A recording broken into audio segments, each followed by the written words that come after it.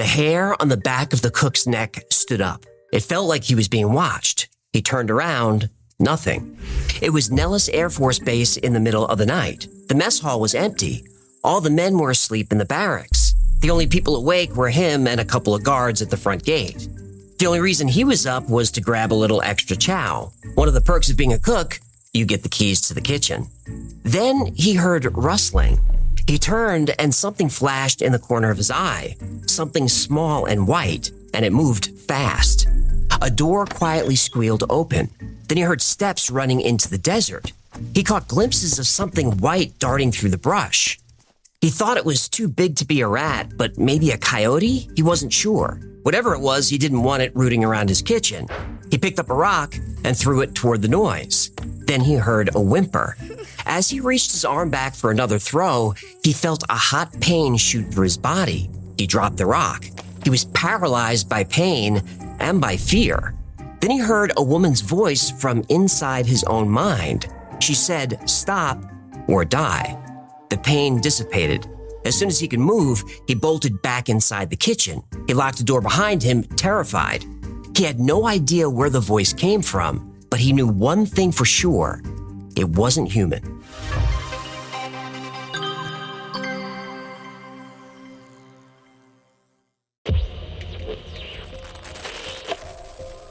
Did you meet the extraterrestrials or merely see them? Oh, I met them many times, as I described in my books. Although I never went looking for them, they were always happy to come looking for me.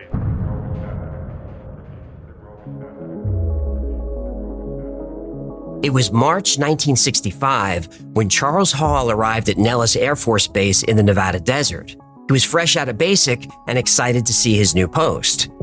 When the Air Force tested Charles, he showed an aptitude for math and science. After graduating top of his class, he thought he could choose his own post, but he was specifically sent to Nellis. Area 51! Well, Area 51 is officially a detachment of Edwards Air Force Base, but yes, it's in the same area. Charles was trained as a weather observer. His job was to travel around the base taking readings. Most men would be bored to tears with this assignment, but Charles didn't mind. He'd get his own truck, extra pay, no officers breathing down his neck, and he liked the quiet of the desert.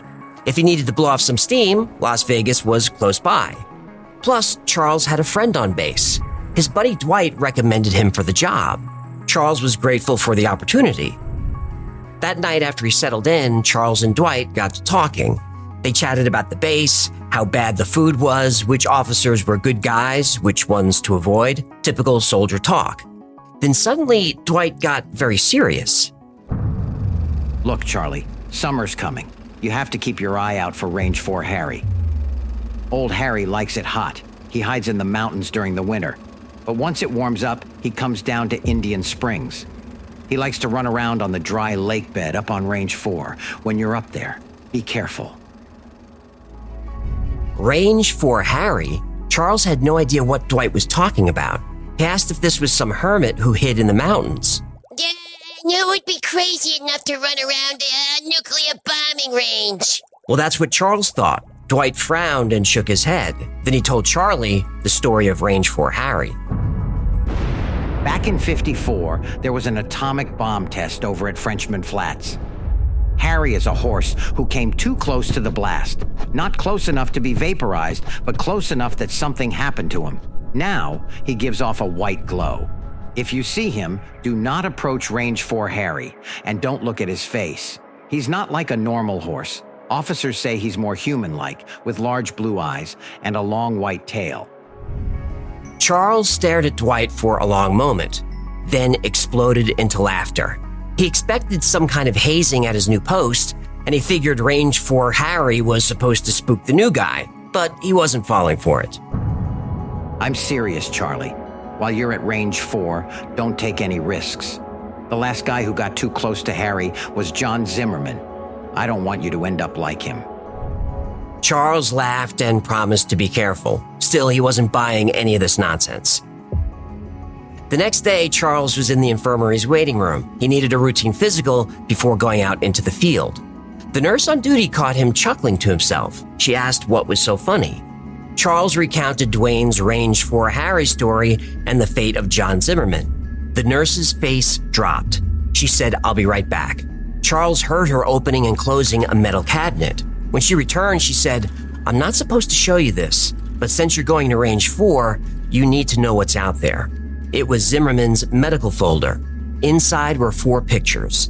Each of them showed a man covered in horrible radiation burns. Zimmerman said a white horse came out of the North Range and charged him, but that was all he could remember. He somehow dragged himself back to Indian Springs, where an officer found him barely alive and in absolute agony. Charles's stomach sank. It wasn't a joke. Range 4 Harry was real.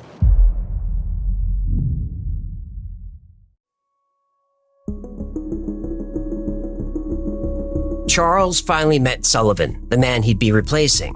Sully was friendly, funny, and likable. The 2 men hit it off right away.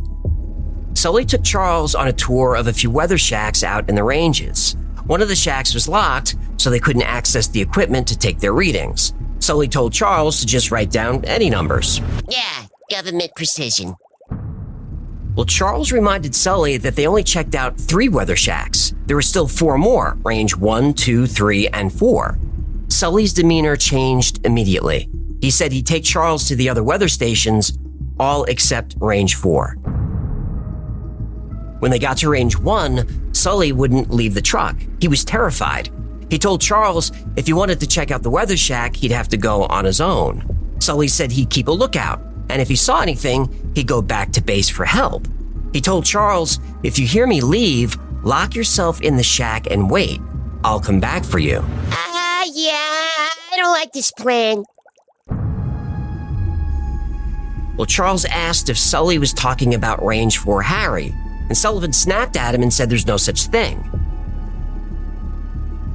But Sully would not get out of the Jeep. He wouldn't even take his hands off the wheel. He was squeezing the steering wheel so tightly that his knuckles were white. This was not the same man Charles met just a few hours earlier. When Charles got to the weather shack, he checked the equipment and logbook. Nobody had been there for months. Sully had been secretly going off base and faking the numbers. He never stepped foot in those weather shacks. Nobody noticed the guy kept disappearing? Ah, right. Government precision. When Charles returned to the Jeep, he confirmed that Sully had been lying about the numbers. Sullivan didn't care. He said he'd give Charles a tour and never wanted to go to the ranges again. Pretty soon, Charles would understand why. Over the next few months, Charles spent more time on the ranges at Indian Springs than anyone else. Against advice, he was usually out there alone, but he enjoyed it. It was peaceful, and he never saw Range 4 Harry. One day, Charles was out on the range, and it was especially hot. In the desert, the ground could reach 120 or 130 degrees, and today it felt even hotter than that. Charles spent most of the day in the weather shack. He didn't have air conditioning, but he had an old fan, and that was good enough. Besides, the sun was setting, and soon it would go from blistering hot to freezing cold. That was life in the desert. Feet up on the desk, Charles daydreamed as he gazed into the desert, watching the sky go from deep blue to orange to red. There was no sound except the songs of meadowlarks. Charles wondered to himself if meadowlarks were common in the desert. He didn't think so, but whatever birds they were, he enjoyed the sound. Then he saw something dart between the sagebrush. Charles blinked. There it was again. He assumed it was a large rabbit or a coyote, but it was covered in brilliant white fur. The more he focused, the more he realized it was moving erratically through the maze of sagebrush like it was in distress. Charles jumped out of his chair and threw open the door of the shack. Then he saw it. It wasn't a rabbit or a coyote. It was a child. Describe them. I know we have an animated picture of what they look like on the website. Kind of describe the tall whites for us. Well, the one that Paula has on her website is a very good rendition of a particular tall white lady. Each one of them were individuals, like the people say in New York City, but they were generally, throughout much of their adult life, they were about the same height as me, 5'11", 6 feet. Mm-hmm. They were very thin and frail. They had skin as white as a piece of paper. What I do know about them is that they come from a planet that's somewhat hotter than the Earth and somewhat larger than the Earth, and they naturally live underground.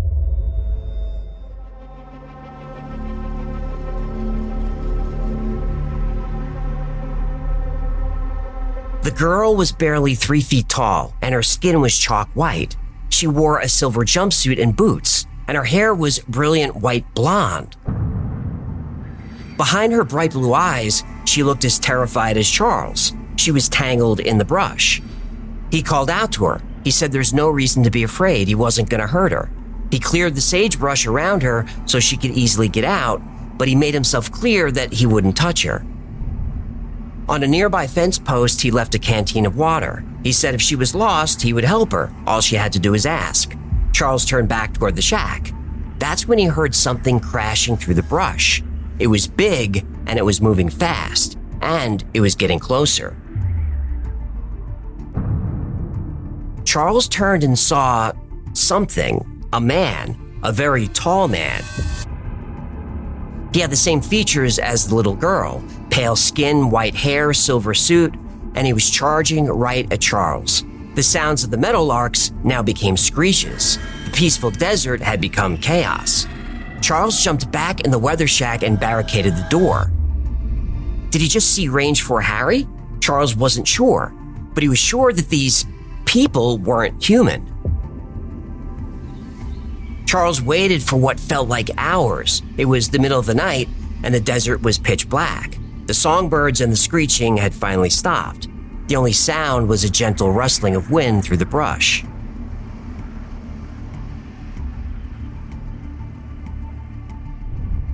Charles gathered his nerves and left the shack. He checked his canteen. It was half empty. In the sand, he saw 3 sets of footprints, a child and 2 adults. Someone was there. Charles had seen enough. He scrambled to his Jeep, fired up the engine, and tore down the dirt road heading back to base. No more than a few minutes passed when Charles got another shock. Standing in the brush next to the road was an extremely tall woman, well over 6 feet tall. And like the child and the other entity, she had skin as white as chalk. Her hair was shimmering silver. She seemed to glow in the dark. Charles felt panic welling up when a feeling of calm suddenly washed over him. As he passed the tall woman, he could hear her in his mind. Telepathically, she thanked him for helping her daughter. Again, Charles felt his fear rising, but once again, there was calm. The woman, if that's what she was radiating peaceful energy and gratitude. Charles felt like he couldn't be afraid even if he tried. Charles hit the gas but checked his mirrors. After a few minutes, the woman disappeared, and with her went the feeling of peace and calm. Charles stopped his Jeep, stumbled out, and threw up. He was shaking and out of breath. Once he had his wind back, he vomited again. He didn't realize it then, but Charles had won the trust of one of the tall whites. At least that's what the US government called them. The tall whites were not from Earth. The truth was, Charles wasn't sent to the ranges at Indian Springs by his commanding officers, nor was he recommended for the job by his friend Dwight. Charles was specially chosen by a committee of high-ranking generals, members of the government, and leaders of the tall whites. Throughout his time at Nellis, Charles was never told the full truth about his work. He was never given any classified briefings or documentation. He was never read into any black ops or secret government programs. Charles was just a weather observer. But the truth was, he was the one being observed.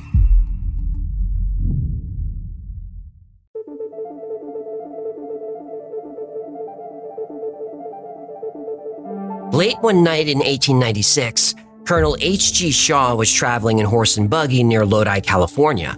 Suddenly, the horse became frightened and stopped.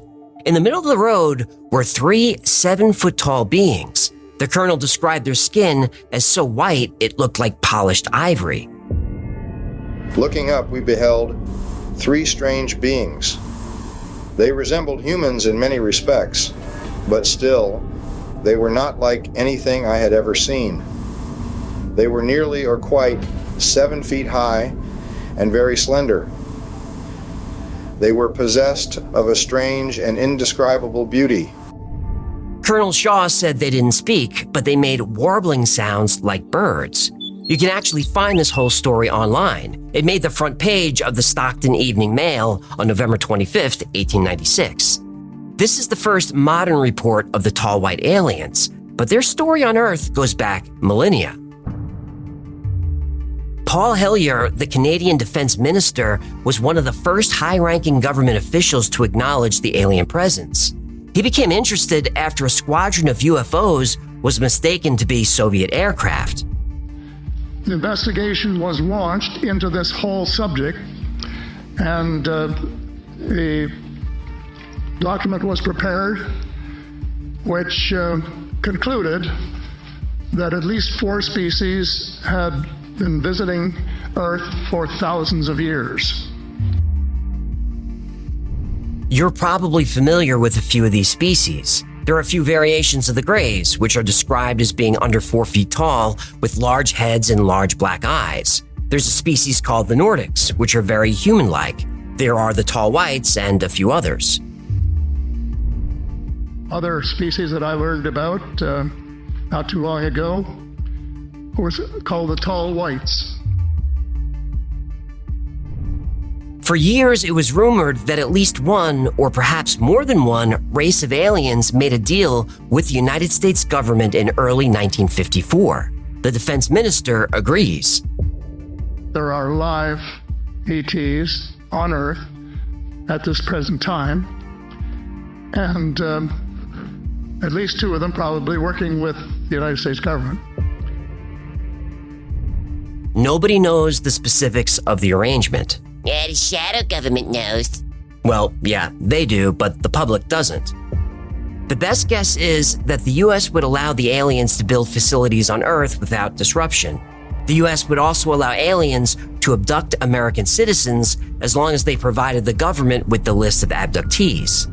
In exchange, the United States would have access to alien technology. The U.S. wanted anti-gravity and propulsion technology. The aliens would not give them this.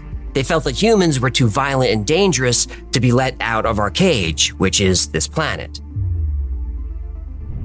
However, the US did receive help with other technology, the first of which was titanium. Now, titanium was discovered in 1791, but it wasn't until the 1950s that titanium began to be used for military aviation, specifically in high-performance jets, starting with the F-100 Super Sabres and Lockheed A-12s. The Super Sabre, by the way, is the first jet to break the sound barrier. If you think this craft looks like a stealth bomber, that's not by accident. The US Air Force used a lot of alien technology to build stealth aircraft. Transistors are said to be alien tech. Transistors allowed the size of electronic devices to be made much smaller and lighter. Laser technology arrived in 1958. That same year, we got fiber optics. And also in 1958, we got the big one, the microchip. The following year, the first integrated circuit was developed. Now, skeptics dismiss these claims as coincidence, and I understand that. But consider this. In 1947, ENIAC was built. This was the first programmable electronic digital computer. It weighed 30 tons. It contained 18,000 vacuum tubes, 70,000 resistors, 10,000 capacitors, and 5 million hand-soldered joints. It took up an entire room. ENIAC was decommissioned in 1958 because all of that 30 tons of technology could now be placed on a single chip. That's quite a leap in tech in under 10 years. Satellites, wireless tech, unmanned aerial vehicles, even night vision. All this technology has allegedly been gifted to or reverse engineered by the United States military. Well, certain parts of the military. When Charles Hall gained the trust of the Tall Whites, they showed him some of this technology. They even let him see one of their scout ships. Actually, you've seen them too. Did they tell you, Charles, where they were from? What star system they might have come up from? One night I was there with the teacher, and I asked her where she came from, and she smiled and asked me, do I know the names of the stars that the tall whites use? And I said, no, I didn't. And she said, so why do you want to know where we come from?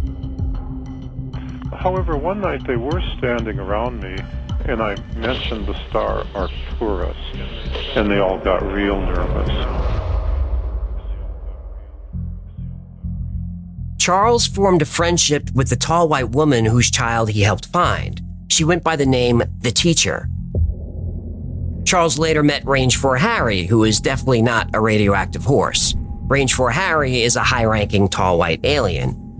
The tall whites travel the stars in large, black, triangular titanium ships. Smaller scout crafts were used to travel within the solar system and around the Earth. These are roughly the size of a bus and can only land on Earth during the full moon. You've seen these scout crafts before. You just know them as the Tic Tac. Charles learned that the scout crafts aren't alien at all. Government contractors like Boeing and Lockheed are the ones building them. Let's look at this. You know what this is? Yeah, what's going on, bro? There's a whole fleet of them. Look on the ASA. My gosh. They're all going against the wind. The wind's 120 knots from the west. Look at that thing, dude. This is an alternative energy and propulsion device. These are things that have existed all the way back to the 60s. But the one that they call the Tic Tac here off the coast of San Diego, the white one, looked very much like this. These have been made by the Lockheed Skunk Works. Skunk Works is Lockheed Martin's advanced development program. It works on highly classified research as well as exotic aircraft platforms. Because of their deal with the U.S. government, most military personnel believe the tall whites use Earth as a truck stop in the middle of the solar system. Earth is rich in raw materials and has these smart little apes who can make somewhat decent vehicles. Through conversations during his 2-year post at Nellis, Charles learned the tall whites oversaw the development of a lot of human tech, but they've never taught us how to reach light speed or how to create the anti-gravity elements of their ships. Now, if you saw last week's episode on free energy and anti-gravity, you remember that anti-gravitic technology was very popular in the early 1950s. The entire aerospace industry was talking about it. Then suddenly, nobody was talking about it. The suspicion is the US military had help in getting this tech to work, so they classified everything. Sometimes, the tall whites would take high-ranking military members on tours of the solar system. American generals wanted to expand humanity's operations to other planets, but the tall whites don't think we're ready yet. But Charles does think there's significant trade happening between the US and the tall whites. And when they feel we're ready, the tall whites will finally allow us to inhabit other worlds. So, what did they want with someone like Charles? If these beings already had a working relationship with the US government, why was Charles suddenly part of the equation? Well, the answer concerns the other part of the arrangement with the tall whites. Charles learned he was part of an experiment. He was being studied by the tall whites, especially by the teacher. He was fascinating to their species, and the teacher enjoyed spending time with Charles. Yeah, I think of all the education that I missed, but then my homework was never quite like this.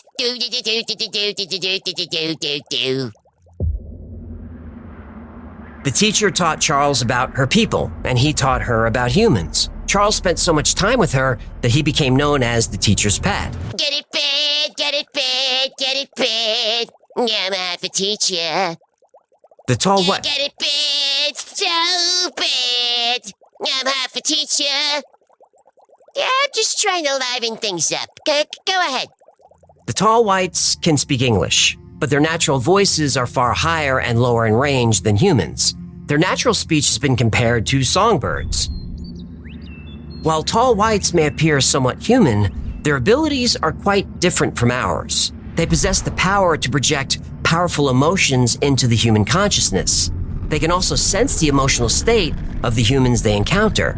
Now, even though the tall whites are naturally peaceful, they are always armed. They carry a pen-like object that can stun, damage, or even kill. Ew, it sounds like a sonic screwdriver. Kinda, yeah. But Charles was never in danger. He developed a deeply emotional relationship with the tall whites. Not much is known about tall white biology. We know they age slowly. Their first stage of growth lasts until age 400. At this point, they stand between 6 and 7 feet tall. Then they go through a second growth stage. They can grow up to 8 or 9 feet tall, and their eyes turn from blue to pink. The average lifespan of a tall white is about 800 years. Charles was never told where their home planet was. He felt they intentionally kept this a secret. However, when Charles mentioned the star Arcturus, they became uncomfortable. Arcturus is in the constellation of Boötis. Booties. Boötis. It says booties on the teleprompter. It's pronounced Boötis. Whatever. The Black Knight satellite is supposed to be from booties. Boötis. But you're right, that star system has come up before. Now, despite being a more advanced species, tall whites secretly fear humans' intuitive capabilities and ESP. They believe it's just a matter of time before the human race evolves the ability to tap into these powers. They believe we'll develop abilities like telepathy and telekinesis, which is moving objects with thought. They believe every human has the ability to project their consciousness to any place on Earth or beyond. Remote viewing. Right. Remote viewing researchers have said that every human has this ability, but only a few talented people have been able to tap into it. Ingo Swann, Pat Price, and Joe McMoneagle were talented remote viewers who worked for military intelligence. And Pat Price was killed because of it, don't forget. That's the theory. Remote viewing links below. Yeah, we have a lot of episodes on that subject. Well, in total, Charles's experience with the tall whites lasted just 2 years, from 1965 to 1967. In 67, he was deployed to Vietnam and he never saw the tall whites again. He waited almost 40 years to tell his story, but when he finally did, other witnesses came forward who had seen the tall whites. There was enough first-hand accounts that researchers started looking for evidence. The first step was to try to find the secret facilities built by the United States government. And somebody found them.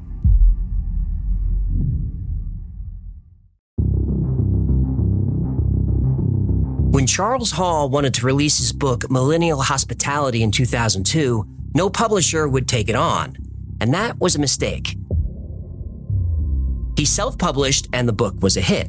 2 more books followed, and Charles made the typical rounds: UFO conventions, book signings. He did a few TV interviews. He even appeared on Coast to Coast with George Norrie in 2005. When you work with aliens, I think you're legally required to go on Coast to Coast. Well, if you want to sell books, that's the show to do. Now, all this attention brought out skeptics who wanted to prove Charles wrong, and it brought out the believers determined to prove him right. And the more people that looked into Charles's story, the more of the story was confirmed to be true. Charles was at Nellis Air Force Base when he said he was. He was a weather observer. He was deployed to Vietnam in 67. All those facts are easily checked. I want to hear about aliens. I'm getting to them. Get there faster. Some of the best research I found was done by David Hilton. David's website is long gone, but it used to say he was a historian, anthropologist, and researcher. Now, on David's YouTube channel, he has a few videos that seem to confirm that Charles Hall was telling the truth. I had an interest in the story of Charles Hall and the tall whites for a number of years. After reading his book Millennial Hospitality, I was trying to locate the positioning of the weather stations on the bombing and gunnery ranges that he talks about in his book, so that I could better understand the orientation of the various locations. When researching the story, David came across this photo. At the bottom is Creech Air Force Base in Indian Springs. Remember, even though Charles was stationed at Nellis, his work was done out here at the ranges, in and north of Indian Springs. The photo shows Range 1 in the southeast, Range 3 just north of the base, and Range 4 in the valley. Oh, that's Harry's hood. Right, that's where Range 4 Harry got his nickname. But what caught David's attention were the areas marked Scoutcraft Hangar, Scoutcraft Parking, and Resting and Play Area. Charles talks about these locations in his books, so David opened Google Earth to see what was out there. Now, before we zoom in, remember how Charles described the tall white scout crafts. They're about the size of a bus, white and elliptical. In David's video, he shows this image. That looks like the Tic Tac UFO we've all seen by now. But here's the thing. David released his video 11 years ago, long before the Tic Tac was made public. Dr. Stephen Greer and others claim the Tic Tac is a UFO made by Skunk Works at Lockheed Martin. Now, Charles Hall doesn't specifically name Lockheed, but he does say that the scout craft are made by military contractors. Now, let's see what David finds on Google Earth. There is some kind of platform, and near the platform, 3 elliptical white objects, each about the size of a bus. Tic-tacs! They certainly look like it. And even if they're not alien scout craft... They totally are. Fine, but even if they're not, look at the location. There are no roads or even walking paths leading to this place. And this is exactly where Charles said the craft would be. He also said there was a recreation area here.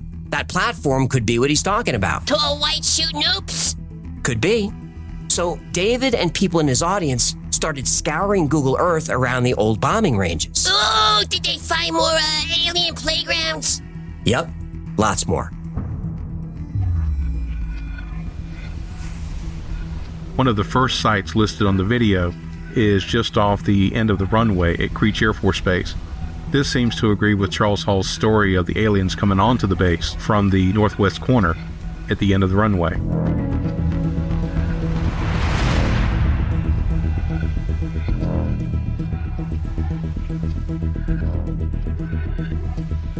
In total, David was able to find 18 separate sites. Other people found a few more. I included some coordinates in the description if you want to check them out for yourself.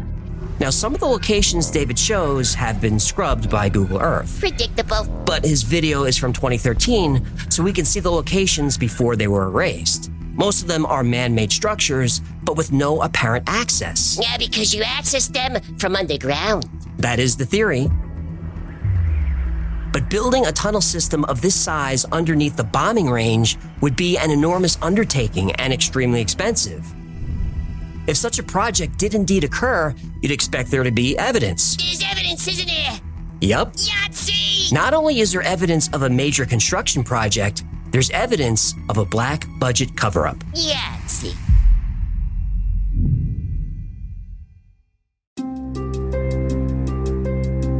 To build an underground base with miles and miles of tunnels, it's going to be a huge undertaking and wildly expensive.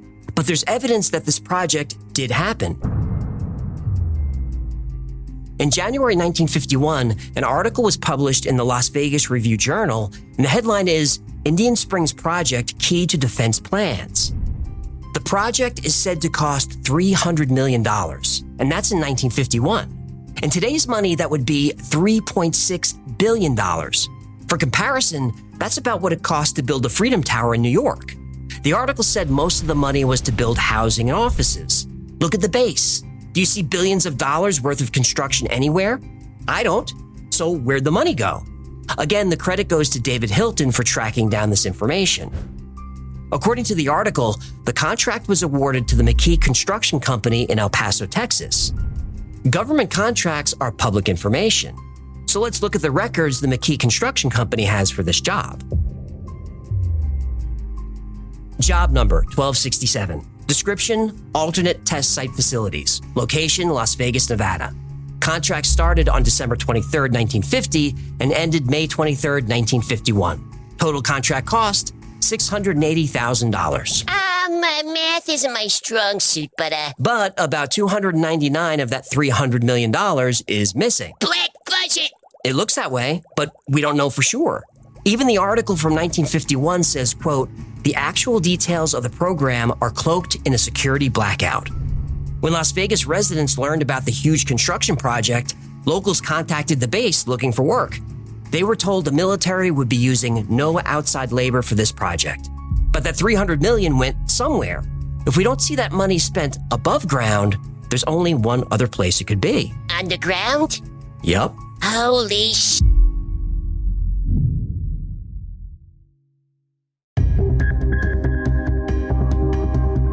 Charles Charles Hall and the Tall Whites is considered one of the most credible stories about aliens living with and working with humans here on Earth. But is it true? Well, like many of these stories, we have no physical evidence. We only have the word of the author, in this case, Charles. Do you believe him? Well, most of today's story comes from Charles's books and the documentary Walking with the Tall Whites, both linked below. When Charles tells the story, he sounds sincere. But I've heard many stories from people who sound sincere and turned out to be frauds, and I've outed a few of them on this channel. Now, I don't have evidence that Charles Hall is a fraud, but parts of his story do bother me. First, he released his books, and there are 6 of them now, as science fiction. Only later did he say these things really happened. Now, supporters of the story will mention 3 other witnesses who were with Charles at Nellis Air Force Base. They say his story is true. But those witnesses didn't give their names. They're only known as witnesses A, B, and C. And to complicate matters, on January 13th, 2014, Forbes published an article with a strange headline. Iran says tall white space aliens control America. The article says the United States is ruled by a species of tall white aliens who made a deal with President Eisenhower in 1954. The article also says the tall whites helped bring the Nazis to power in the 1930s. Apparently, this information was discovered by Edward Snowden. Wait. So this is real? No. Forbes was covering a story first reported by the Fars news agency, operated by the Iranian government. Forbes said the article is most likely Russian disinformation designed by the FSB, Russian intelligence. Oh, the American media sure loves to publish Russian disinformation, don't they? They sure do. Now, I don't believe anything that comes from the Iranian or Russian media. Oh, but you trust American media? No. Yeah, the boy. But what if they accidentally got something right? That the United States is being controlled by what the article calls a secret regime. I don't know if Charles Hall is telling the truth. I don't know if the tall whites exist. It's up to you to decide. But the secret regime, the shadow government, I do believe that exists, and I'm far from the only one. And the cabal comprises members of the 3 sisters, the Council on Foreign Relations, the Bilderbergers, and the Trilateral Commission, the International Banking Cartel, the Oil Cartel, members of various intelligence organizations, and select members of the military unit, who together have become a shadow government of not only the United States, but of much of the Western world. The plan is well advanced. Thank you so much for hanging out with me today. My name is AJ, that's Ecclefish. Yeah, man, I think the clock is slow. I don't feel chatty. Class dismissed. This has been the Y-Files. If you had fun or learned anything, do us a favor, subscribe, comment, like, share. That stuff really helps us out. And like most topics we cover on the channel, today's was recommended by you. So if there's a story you want to see or learn more about, go to theyfiles.com/tips. Remember, the Y-Files is also a podcast. Twice a week, I post deep dives into the stories we cover here on the channel. I also post episodes that wouldn't be allowed on the channel. Those are called unredacted. Anyway, it's called The Y-Files Operation Podcast. It's available everywhere you get your podcasts. Now, if you need more Y-Files in your life, check out our Discord. There are tens of thousands of people on there, and they're there 24/7. And they're into the same weird stuff that we are. It's a great community, it's a lot of fun, and it's free to join. Now, if you want to know what's going on with the Y-Files, check out our production calendar. It's at theyfiles.com/cal. There we post our episode schedule, upcoming podcasts, live streams, meetups, everything. Now, special thanks to our patrons who make this channel possible. Without you, there'd be no Y-Files. I can't thank you enough for supporting the channel all through these years and for making a middle-aged man's dream come true. I'm truly grateful for you. And if you'd like to support the channel, consider becoming a member on Patreon. For as little as $3 a month, you get access to perks like videos early with no commercials, you get access to merch only available to members, plus you get 2 private live streams every week just for members. My camera's on and your camera's on. We get to have an intimate conversation. As intimate as my wife allows, that is. Anyway, another great way to support the channel is grab something from the Y-Files store. Click the YouTube shopping button in the lower left corner of the video and get the new Y-Files jersey or hat on sale for a limited time. And while you're there, grab a Heckler's t-shirt, a physical coffee mug, or a hoodie, or something with my face on it, or one of these squeeze stuffed animal Heckler's doggy fish toy $5. And those are the plugs. Until next time, be safe, be kind, and know that you are appreciated.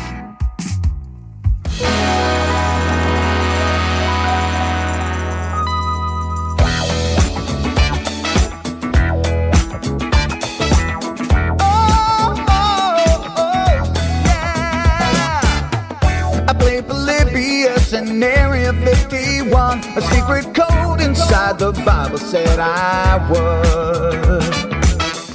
I love my UFOs and paranormal fun, as well as music, so I'm singing it like I should. But then another conspiracy theory becomes the truth, my friends, and it never ends. No, it never ends.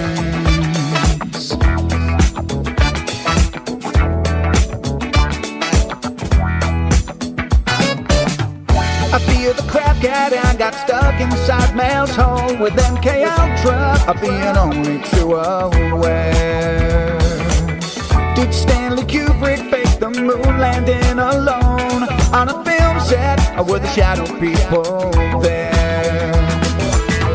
The Roswell aliens just fought the smiling man, I'm told, and his name was Cold. And I can't believe I'm dancing with the fish. Hecklefish on Thursday nights, Wednesday J2, and the Wi-Fi's helping me all through the night. All I ever wanted was to just hear the truth, so the Wi-Fi's helping me all through the night.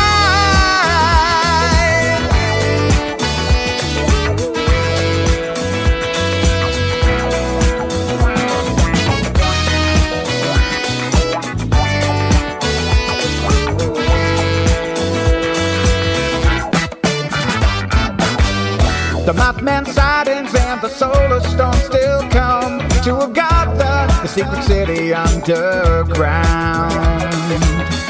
Mysterious number stations, planet Serpo 2, Project Stargate, and what the Dark Watchers found. We're in a simulation, don't you worry though. The Black Knight satellite, it told me so. I can't believe I'm dancing with the fish. Hecklefish on Thursday nights, Wednesday J2, and the Wi-Fi's helping me all through the night. All I ever wanted was to just hear the truth, so the Wi-Fi's helping me all through the night. Hecklefish on Thursday nights, Wednesday J2, and the Wi-Fi's helping me all through the night.